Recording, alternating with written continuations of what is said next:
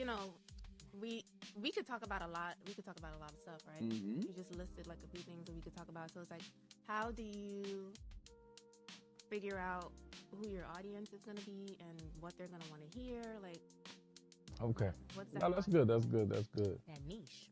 How do you narrow down how do you narrow down your niche? Well, what do you talk about naturally? Um, what comes off? Because we could talk about things that we've learned, but it's like, do I enjoy talking? Like, if I ask you about nursing, do you really want to sit here and have a conversation about nursing? Not really.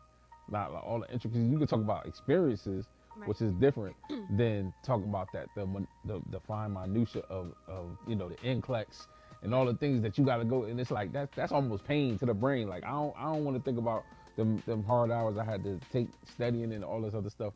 So what do you talk about naturally? What do you talk about naturally with vibrance? What do you communicate well to um, others, and what do you have a good point of view about, and do you enjoy talking about? You know what I mean? All those things work together in finding your niche. Also, identifying with yourself and your own personality, um, who you are, the experiences you've had. You know what I mean?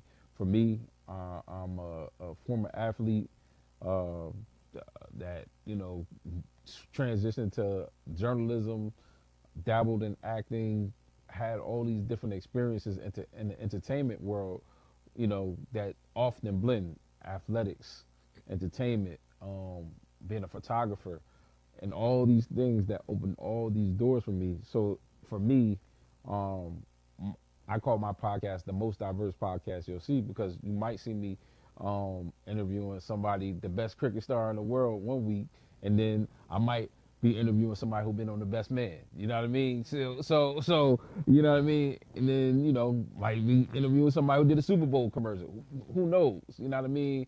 Or I might just be interviewing somebody who I met that in the fitness and industry, where I'm like, yo, you doing something that's dope. There's one guy I had on, his name was Rico. He's a personal trainer, but his thing is helping the homeless people through exercise in Philadelphia. So he works out with homeless people and teaches them how to improve their mental health through exercising, and not like taking them in the shelter, taking them over here, clean them up. No, right where they at, he has conversations with them and does all types of things with them to help improve their mental health, and tries the best he can to get them off the street.